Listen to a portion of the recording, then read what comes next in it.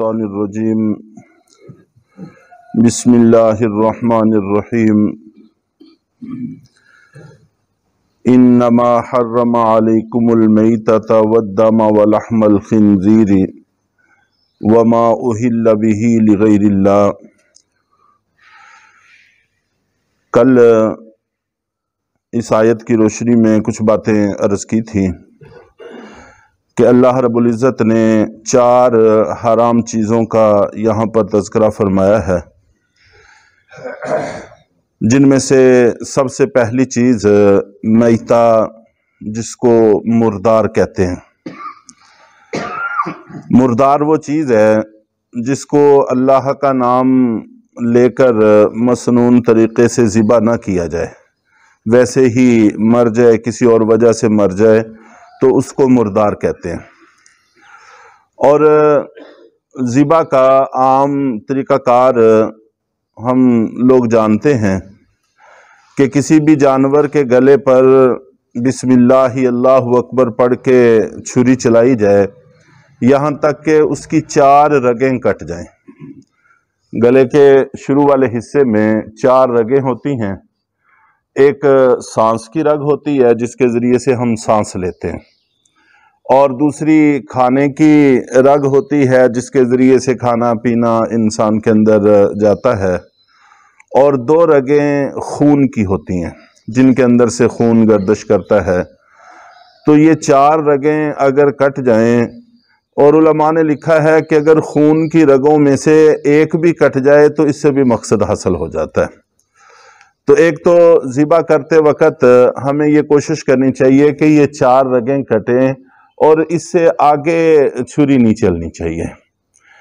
یہ گناہ ہے اور جانور کو بلا وجہ اذیت دینا ہے۔ ہم بھی جاندار ہیں، وہ بھی جاندار ہیں۔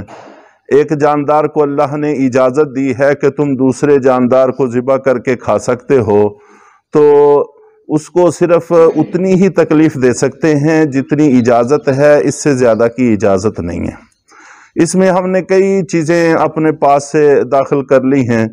ایک تو تقریباً زیادہ نہ صحیح تو 90% لوگ ان 4 رگوں کو کاٹنے کے بعد آگے من کا اس کا چھڑانے اور توڑنے تک چھری کو لے جاتے ہیں۔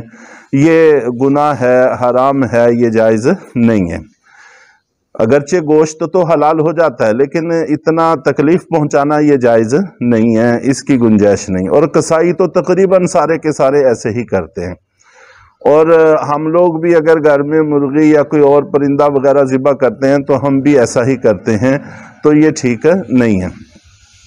اور جس وقت ذبح ہو جائے پھر اب اس کی جان نکلنے کا انتظار کرنا چاہیے۔ جب تک وہ زندہ ہے اس وقت تک اس کے جسم سے خون نکلتا رہے گا۔ خون کے آگے الگ احکام آ رہے ہیں، تو جتنا خون نکل جائے گا اتنا ہی وہ صحت کے لیے مفید اور فائدہ مند ثابت ہوگا، تو اس لیے خون نکلنے کا موقع اس کو ملنا چاہیے۔ تو جب اس کا خون جسم سے نکل جائے گا اور اس کی جان نکل جائے گی، اب اس کے جسم کے کسی بھی حصے کو کاٹ سکتے ہیں۔ اس میں بھی آگے ہم نے اپنے پاس سے ترتیب بنائی ہوئی ہے کہ اب ذبح ہو گیا ہے تو فلاں پہلے پیٹ چاک ہوگا، پھر اس کا سر کا باقی حصہ کاٹا جائے گا، اور پھر فلاں حصہ کاٹا جائے گا۔ اس کی بھی کوئی ضرورت نہیں ہے، شریعت میں اس کی کوئی ہمارے لیے ترتیب نہیں ہے۔ صحابہ کرام اور نبی پاک صلی اللہ علیہ وسلم کے زمانہ میں یہی منقول ہے، اور اس وقت کھال کا بھی بہت زیادہ استعمال نہیں تھا جیسا کہ آج کل ہے، تو ذبح کے بعد پھر جسم کے جس حصے کی ضرورت ہوتی تھی اس حصے کو کاٹ لیتے تھے۔ تو اس لیے اس میں کوئی ترتیب ہمیں نہیں بتائی گئی، اور نہ ہی ہمیں کسی خاص ترتیب کا پابند کیا گیا ہے۔ اب جہاں سے چاہیں اس کو کاٹ سکتے ہیں۔ تو بہرحال یہ ایک ذبح کا طریقہ ہے، جب ہم اس کو اس طریقے سے ذبح کر لیتے ہیں تو وہ جانور حلال ہو جاتا ہے۔ اور ایک ذبح کا طریقہ اور ہے جس کو مجبوری کا ذبح کہتے ہیں۔ وہ یہ ہے کہ وحشی جانور جو انسان سے دور بھاگتے ہیں، انسان سے خوف محسوس کرتے ہیں، جن کو ہم شکاری جانور بھی کہتے ہیں، جنگلی جانور کہہ سکتے ہیں، اور بسا اوقات جو ہمارے گھریلو پالتو جانور ہیں ان میں سے بھی کوئی ڈر کے بسا اوقات وحشی ہو جاتا ہے، اس کو پکڑنا مشکل ہو جاتا ہے، تو ایسے میں اس کو کسی بھی تیز دھاری دار چیز سے، جیسے نیزہ ہے، تیر ہے، تلوار ہے، چھری ہے، ایسی کسی بھی چیز سے بسم اللہ اللہ اکبر پڑھ کے دور سے پھینکا جائے جس سے وہ زخمی ہو جائے، جسم کے کسی بھی حصے سے زخمی ہو جائے۔ اس میں پھر گلا شرط نہیں رہتا، یہ بھی اللہ تعالیٰ کا فضل ہے، احسان ہے اس امت پر۔ تو جسم کے کسی بھی حصے سے وہ زخمی ہو جائے اور ہمارے قابو آنے سے پہلے پہلے اس کی جان نکل جائے تو یہ بھی حلال ہے اور ذبح شدہ ہے، اس کو کھا سکتے ہیں، کسی طرح کی کوئی پابندی نہیں ہے۔ اور اس کے علاوہ شکار کرنے کے لیے جیسا کہ میں نے عرض کیا کہ آج کل آلات استعمال ہوتے ہیں، جیسے گولی ہے، شرہ ہے، کارتوس ہیں، ان میں سے دھاری والی کوئی ایسی چیز نہیں ہے۔ بسا اوقات کوئی بھی سر میں اگر زور سے ڈنڈا ماریں تو سر پھٹ جاتا ہے، اس کو پھٹنا کہتے ہیں، کٹنا نہیں کہتے۔ کاٹنے کے لیے دھاری والی چیزیں استعمال ہوتی ہیں، جیسے چھری، نیزہ، تلوار وغیرہ۔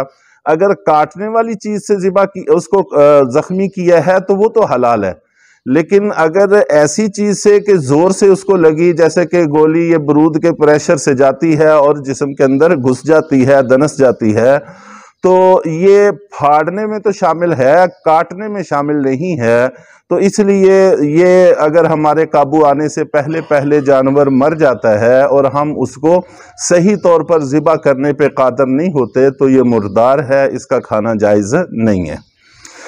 اور اسی طرح کتا اور باز یہ بھی شکار کے لیے استعمال ہوتے ہیں۔ بس اوقات لوگ ان کو سدھار لیتے ہیں تو کتوں کے ذریعے سے بہت سارے لوگ شکار کرتے ہیں، اور پہلے جب بہت زیادہ مدار شکار پر ہی تھا انسان کے کھانے پینے کا تو اس وقت بہت زیادہ یہ چیزیں استعمال ہوتی تھیں۔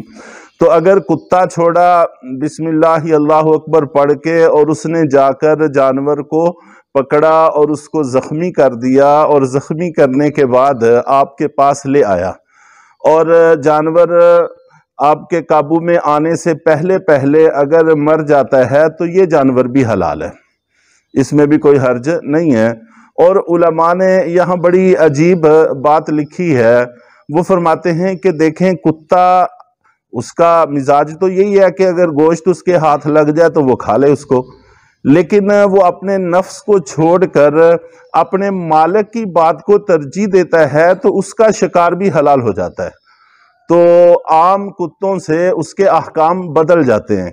تو جب انسان اپنی مرضی کو چھوڑ کر اپنے اللہ کے، اپنے مالک کے حکم پر آئے گا تو اس کو بھی اس سے بڑے فوائد حاصل ہوں گے اور اس کا مقام بڑھ جائے گا۔ تو نفس کے مقابلہ میں اپنے مالک کو ترجیح دینے سے بڑا فرق پڑتا ہے۔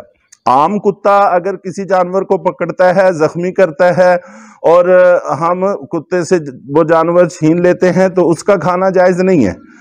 یا کتا بسم اللہ پڑھ کے چھوڑا اور اس نے جا کر جانور کو پکڑ لیا اور پکڑ کے اس کو کھانا شروع کر دیا، پھر اوپر سے ہم بھی پہنچ گئے اور جاتے جاتے جانور وہ مر گیا، تو اس کا کھانا بھی جائز نہیں ہے، اس لیے کہ وہ معلم، سیکھا ہوا نہیں ہے، وہ اپنے نفس پر اپنے مالک کی بات کو ترجیح دینے والا نہیں ہے، اس لیے اس کا پکڑا ہوا شکار وہ ٹھیک نہیں ہے۔